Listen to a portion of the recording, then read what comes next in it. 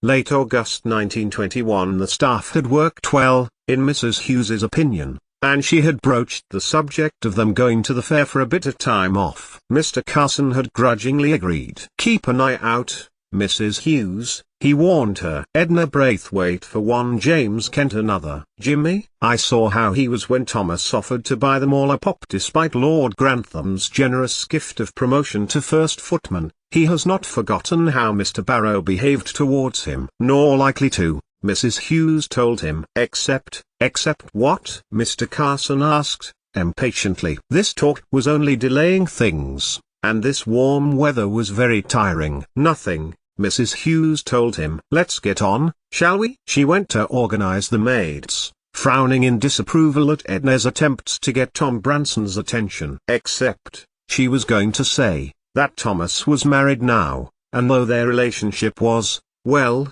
unconventional, he had at least made an effort towards civility. Though the servants were not supposed to know, Mrs. Hughes considered that by knowing, they may be less hostile towards Mr. Barrow. And there was Milo. She was another person on whom she must keep an eye. Well, there it was. At this rate she might get a few minutes to herself. Mrs. Hughes saw the young woman's feet underneath the gap of the door, sitting at the table. Poor thing, holed up inside with weather like they had. She should suggest to Milo that she should go, too. 888,888,888. But Milo did not want to go. She was startled when Mrs. Hughes knocked on the door and asked her, not really understanding in the point of affair. "Come on, you will enjoy yourself," Daisy encouraged. When she heard what Mrs. Hughes was talking to Milo about, she hovered behind Downton's housekeeper. Milo smiled at Daisy, a thin,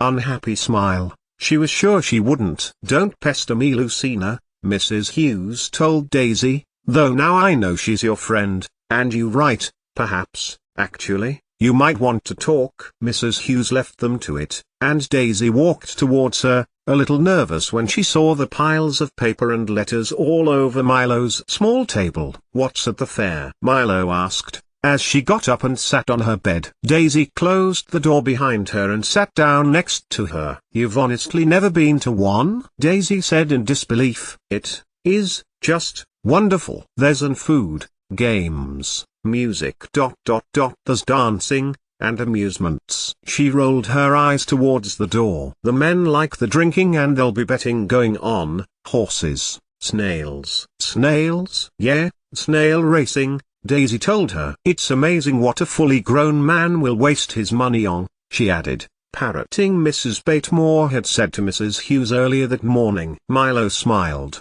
but Daisy frowned again. "There's something I need to tell you," Daisy went on. "Something personal." She looked at Milo, and then took the blanket off Milo's bed, rolling it up into a sausage and putting it across the gap at the bottom, and took off her cardigan, hanging it on the handle to cover the keyhole. "I have something to tell you, Milo told Daisy. "But, you first." Daisy inhaled and blinked a few times. "Well," she began. "I don't know if you heard, last night," Daisy began. "Well, we were all sitting down to use tea. Then Ivy burst out with the fact that you are married to Thomas." Daisy said, her voice very uncertain. "Well, I am." "Well," Daisy said, "I just wanted to tell you that it wasn't me that told her." "I don't know who did." "Neither." Milo nodded, and was about to say something back to her in reply, when Daisy then told her about William Mason and Mrs. Patmore encouraging her. "But Mr. Mason is so nice,"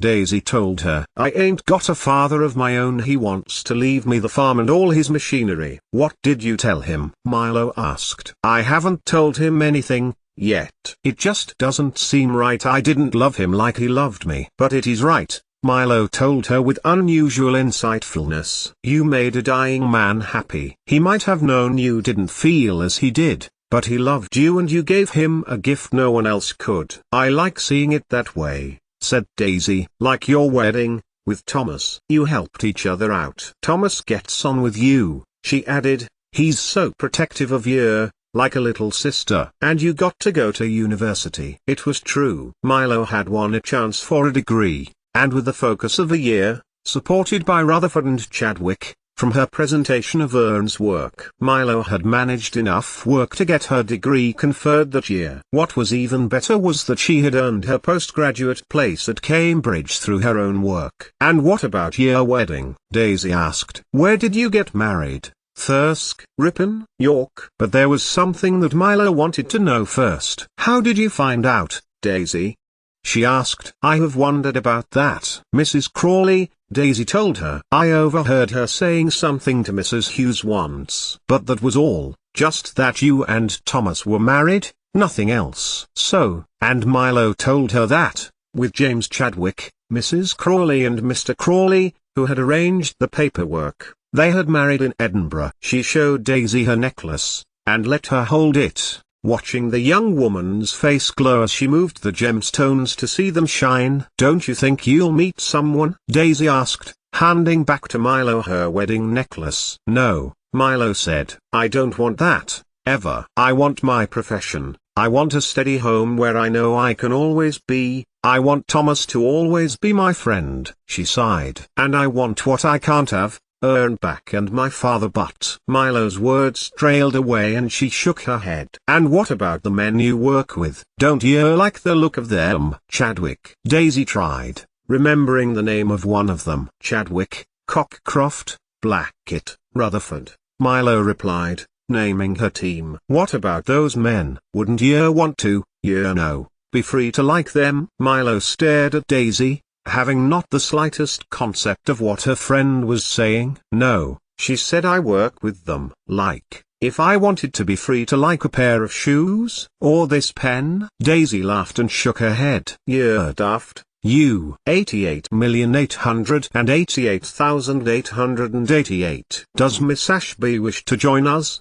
asked Alfred of Daisy, as they got themselves ready to go out. Very little had been seen of Milo by the staff, for she had kept herself busy with the work Chadwick had agreed she'd do. A walk to the village, posting letters abroad, and then she had gone there and back, ignoring the postmistress's disapproval when one was addressed to Meitner, Kaiser Wilhelm Institute. "Does Miss Ashby wish to join us?" mocked Jimmy when Thomas was out of hearing. "You're joking, aren't you?" Edna tittered, and Ivy joined in. "Why?"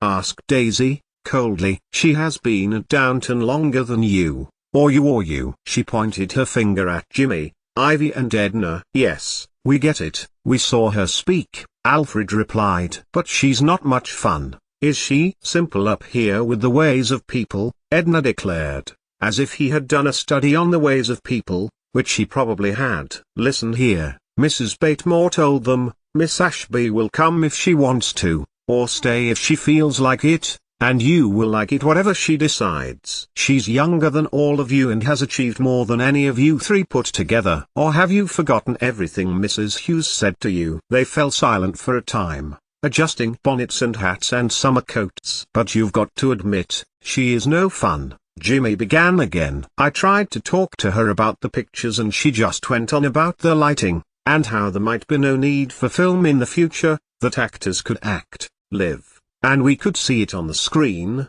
balmy." Daisy glared at him. She was 14 years old and took the car out of the garage in the pouring rain to meet Mr. Branson. She had learned his language when she was with her grandmother and understood him over the telephone when he was in trouble. "And Lady Sybil," she added, loyally. "Is that true?"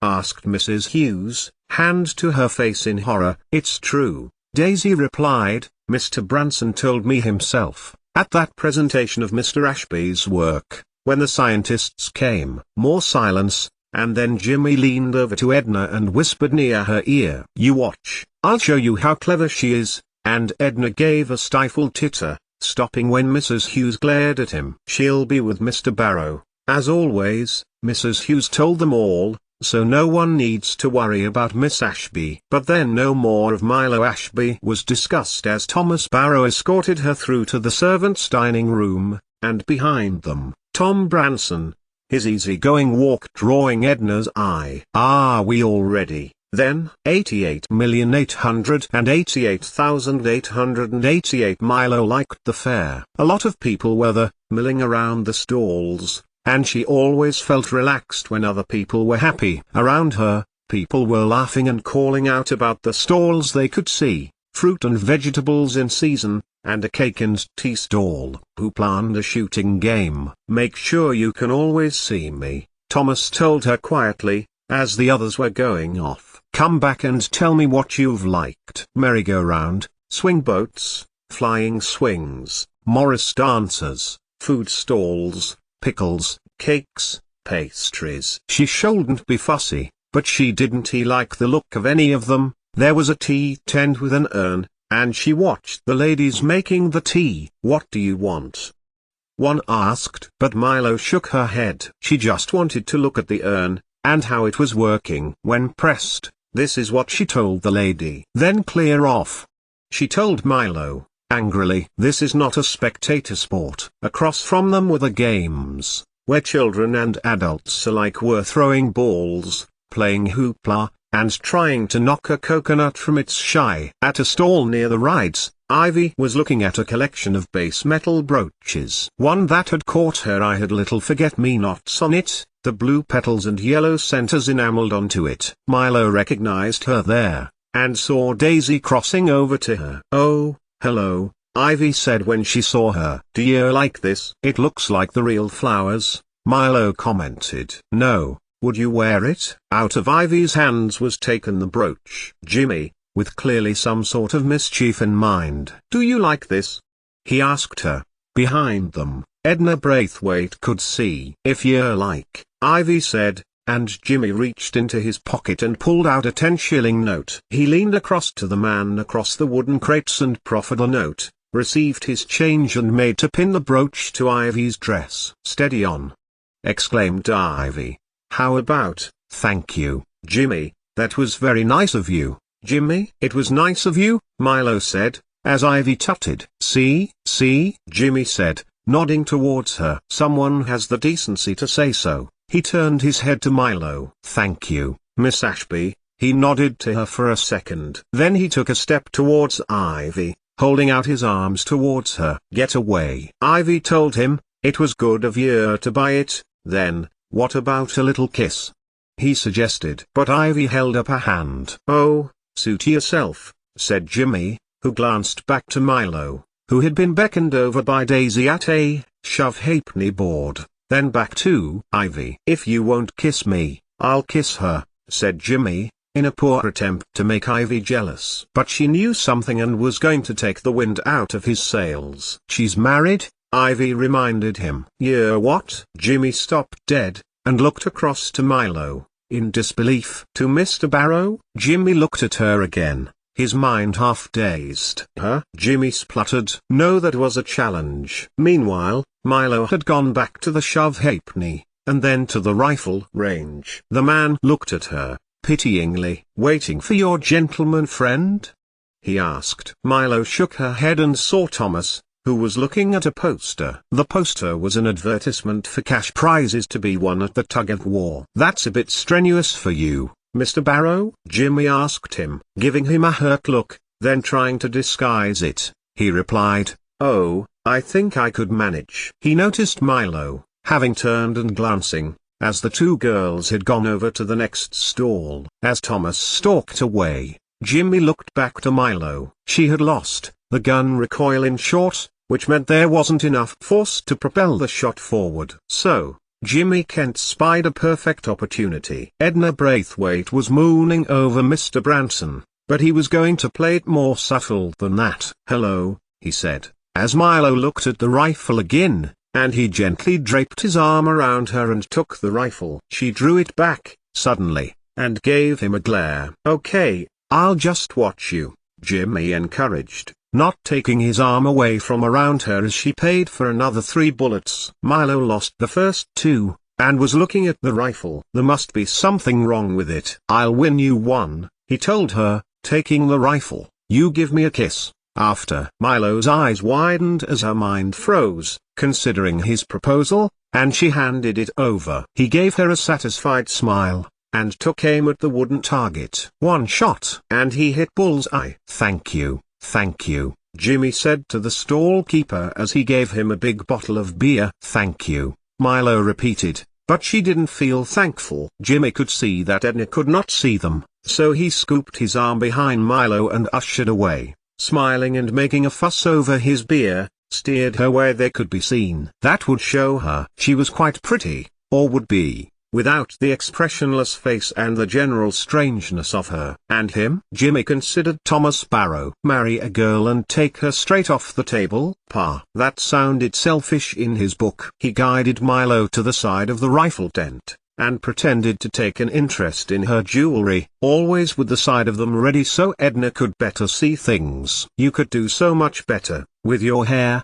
He touched it, and maybe rouge. He leaned close to Milo, and brushed a hand to her cheek. You've got a good figure, while long skirts and blouses. They went out before the war. Milo backed away. But Jimmy was not about to give up that easily. Now what about that kiss?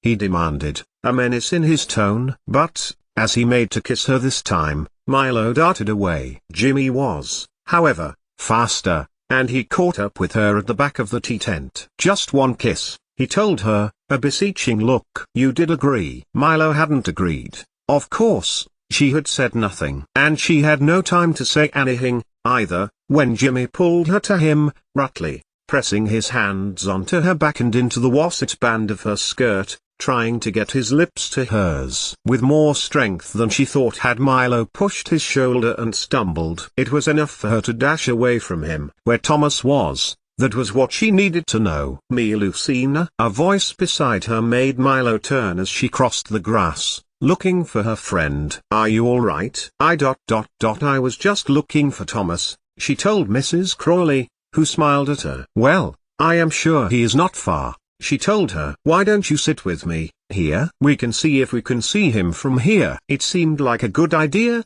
and Mrs. Crawley gestured to chairs around a table near the tea tent. Milo kept her eyes firmly from the counter. She did not want the woman to come over to her and tell her off again for looking. Behind Mrs. Crawley, a man was coming, and when she saw him, Isabel Crawley gestured for him to sit down. I don't think you have met Dr. Clarkson, Mrs. Crawley said to Milo. Dr. Clarkson has been the Downton doctor for, well, she turned to the doctor and smiled. How long? Too long, Dr. Clarkson exclaimed. Since the birth of Lady Mary, at least. He smiled to Milo. And I think we have met, he added, at the party, where you so eloquently shared your dear brother's work, and that of your own. Dr. Clarkson smiled. You asked me how it was that I had managed to bring so many illustrious people to Downton Abbey, and wondered whether Lord Grantham really understood the true greatness of the men who he had invited under his roof. Dr. Clarkson continued to smile,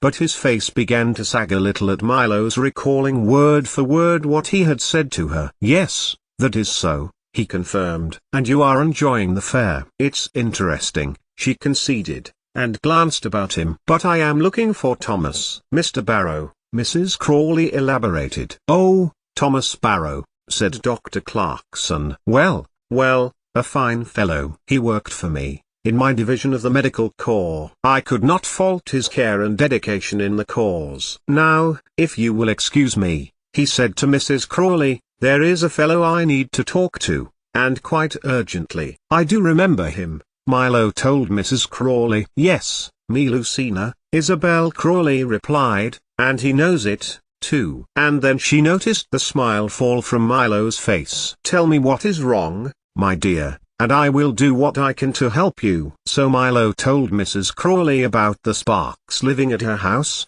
and that Mr. Crawley had drawn a police, but she hadn't seen it, and she really felt she needed to see it. It was worrying her. She had felt that she didn't want the Sparks in her home, and the feeling had been slowly growing until she was feeling it in her stomach, like an urge to run there and shout that they needed to leave. It was a childish urge, and she knew she had to control it, and instead find a better way to deal with it. She wanted to see a copy of the lease that Mr. Sparks had signed, then she would know the exact arrangement. But why was it such a difficult thing for someone to give to her? I am sure that Matthew will be able to help you with that when he returns from Scotland. She looked to Milo and smiled kindly. Is it worrying you, dear? Milo nodded briefly, and Mrs. Crawley put a hand on her shoulder. There is always a room at Crawley House for you, with me," she added, "when you are next at Downton." "Thank you," Milo remembered to say, noticing Jimmy walking away from a produce stall,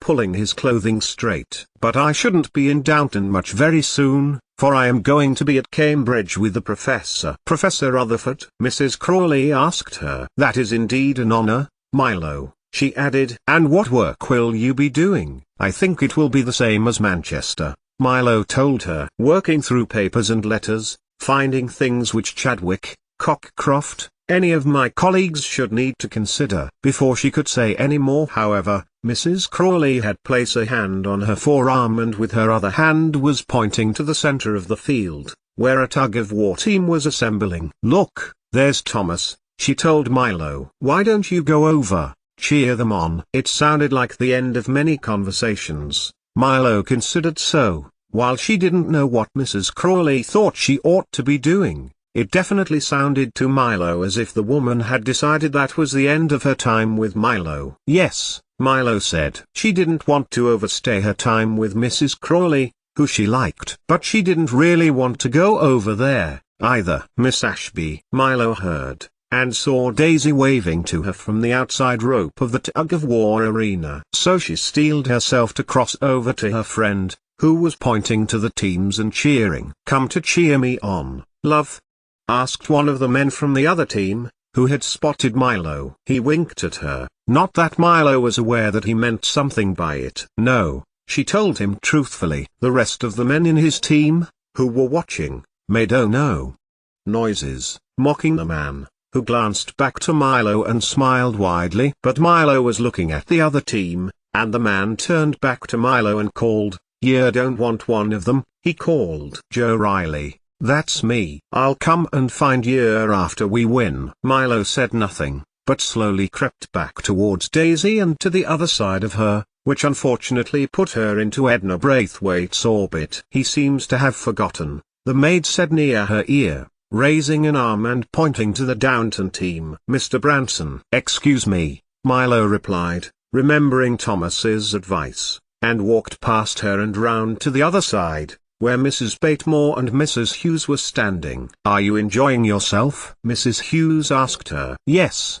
Milo told her. It was, in general, true. But she would have liked to have gone back now. She wondered how long a fair lasted. She looked at the teams again, and started to think about the men pulling on the rope, now that Mr. Tufton, who Mrs. Batemore seemed to know, joined them. And she applied it to an idea she had in her mind that Elise Meitner had put in a letter, one directly to her this time, not to the professor, or to Chadwick. Pull one way, pull another. A kind of equilibrium. Cheers and calls were going up around the ring and, of course, with extra mass from Mr. Tufton, the Downton team won. She watched as the organizer of the tug-of-war handed Jimmy a handful of white pound notes. "Come on," Milo heard Daisy's voice say to her. She and Ivy were heading over to the games again, and they went to an elaborate device which meant gambling on a certain number to decide where the ball is going to come out. As Daisy made to have a turn, Ivy having lost threepence already, Milo put a hand on her arm. "Don't put the money in there, I've been looking at them. You have a better chance here," Milo advised. Daisy listened, and won, getting back her halfpenny and one more. Milo advised her 3 more times and Daisy, to the young woman's delight, won each time. "What are you doing to me?" the man growled, grumpily. "Come on," Daisy said, as Milo was about to tell him they were playing, and that was the point, wasn't it? If she saw an advantage, she was right to tell her friend. Daisy and Ivy went on to another stall, this time involving rolling halfpennies down a set of runners to see if it would get to the end and double their money. Milo, however, was wary of being told off, so instead, headed back to the center of the field looking for Thomas. From the side of the ring she was being watched by Jimmy, who, by now, had had a few drinks and had seen her be told off by one of the stall keepers. The tug-of-war man was also watching her, and as Jimmy called to her, startling her, nudged one of his friends and they got to their feet and followed them. "Can I have a word?" Thomas Barrow asked, as Tom Branson, having queued for a cup of ale, stood by the drinks sign and took a deep draught. At least it couldn't be worse than the night before he had avoided the hangover,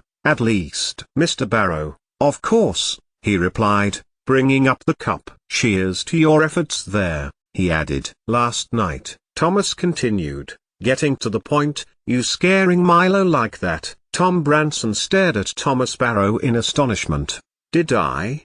He said, appearing to be genuinely shocked. Look, I was dead drunk. You chased her into the generator building, he told him, severely. Oh, now look, Branson said, bowing his head a little. If I did, I'm very sorry, okay? But Thomas wasn't letting him off that easily. You see, Edna Braithwaite, who had made herself very close to you today, he emphasized, came to find you, at night, on her own, with you, Thomas continuing, laboring the point. And she found you arguing with me, Lucina, and scaring her. Thomas stood there, immobile, waiting for the move to come from whom he was accosting. It generally worked, and now was no exception. Tom Branson dipped his head for a moment. God, no, what happened? He asked, his voice low, face full of concern.